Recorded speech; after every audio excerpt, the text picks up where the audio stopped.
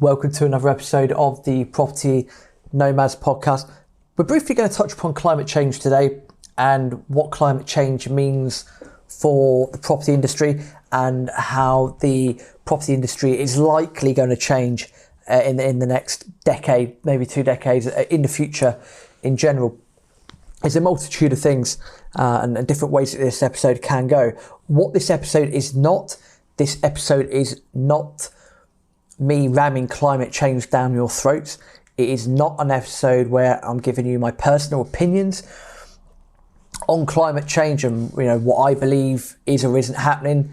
This is having as much as sitting on the fence as possible, looking at what people are suggesting, looking at what people are talking about, and how that potentially is going to affect the property industry. Now, there are going to be developers listening to this show. There's going to be people that are thinking about getting into property, people that have portfolios already. We're all going to be at different stages, but having this awareness of what's going on climate-wise will be important, because over time it will affect the way in which our portfolios are run, because of various changes that have been suggested, i.e. more solar energy, more and cleaner electricity, possibly nuclear. That probably a different podcast for itself. People get very uppity about nuclear energy at the best of times. Basically, in a nutshell, what the agency, sorry, I should say that's the International Energy Agency, the IEA as I'll refer to them, in order to get to net zero carbon emissions by 2050, everyone needs to do their part as such. Key things that they've highlighted in their report, we'll put a link in the show notes, but I'd highly recommend checking out the report. It is a very, very good read. Key steps.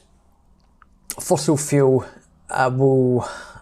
use of fossil fuels, will decrease dramatically, or need to decrease dramatically by 2050. So no new oil and new natural gas fields are required beyond those that have been approved for development. Emissions from electricity generation to fall to net zero in advanced economies by 2035 and globally by 2040. Renewable energies to drive up the transformation as well. Public charging points for electric cars, the number of them is meant to increase up to, they say, about 40 million by 2030, which might require an annual investment of $90 billion. To have nearly all cars sold globally by 2035 to be electric, and then 2050 for trucks. And then per capita income from oil and gas in countries that rely on fossil fuel production is likely to fall approximately 75% from $1,800 to $450 by the 2030s. They're the key things to take away from the report. But, Ron, what about property? That's probably what you're thinking right now. Well, let's dive into this. The IEA are effectively saying that there shouldn't be any more new gas lines, anything like that. Let's focus on electric. Well, how do people heat their homes in the UK at the moment? Predominantly, it's mains gas, some form of main gas. Yes, I'm aware that there are electric-only flats. I'm aware that you can get a variety of oil-based heating as well. I understand that, but let's be generic. Mains gas is where most of it is at the moment. Now, you're a landlord, you're a landlady, you've got your portfolio, and all of a sudden, let's just say from 2025, that there is no more mains gas. So if a boiler breaks down, you're not going to be able to get a new boiler to put in there.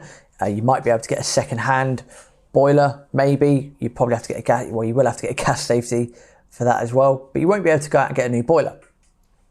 So that could get us thinking, well, if we're not allowed to do that, or the cost of that is astronomical, is there a cheaper alternative? And this is what they're going to aim for. And that predominantly revolves around, at the moment, air source heat pumps, potentially ground source heat pumps as well, but air source heat pumps seem to be the main thing moving forward. Why?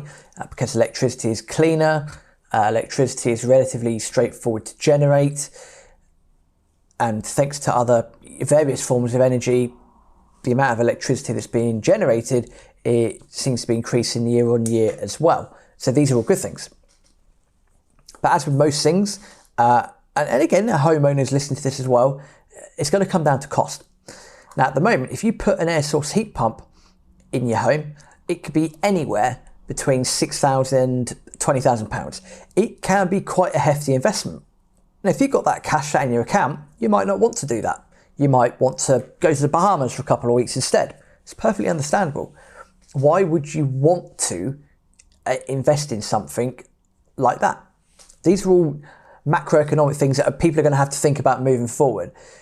The ideal answer is that government incentives increase, and that if the government wants us to, for example, be running off electric, they should pay for every dwelling to get that change, to enable that change. Now, that is just me thinking outside the box here. That could happen, it might not happen, I don't know.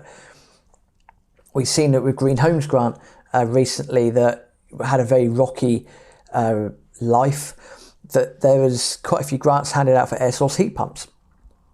Renewable heat incentives as well. That's another way in which you could obtain funding from the government in order to put an air source heat pump in. Not going to go into depth about air source heat pumps, how they work, what they are, because next week's episode with Mark and Clive from Optimum Energy, we're going to deep dive into it in that episode. So I recommend checking out next week's episode with Optimum Energy. In a nutshell, effectively an air source heat pump works like a fridge. There's going to be a lot of changes that are going to be coming to the world in future years, so we need to look out for this sort of stuff.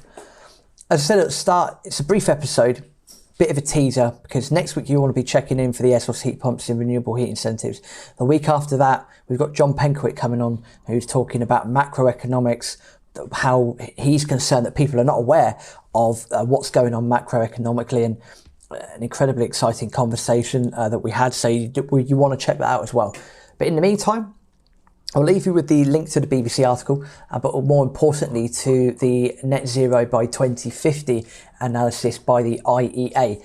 Give that a read, have a think about how that could affect the property industry. At the same time, as I always say to every homeowner, every investor, try and find out who the current eco person is at your local council, because there's always some form of funding available. It's not always the same council at the same time, but there are always different things available. It's worth checking that out. It's worth finding who that person is and connecting with them. So that's a prelude to the next couple of weeks.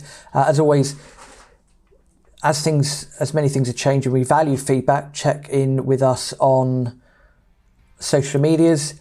Anything else, email me, rob@tpmpodcast.com. We really highly value your feedback. Leave us a good rating on iTunes as well.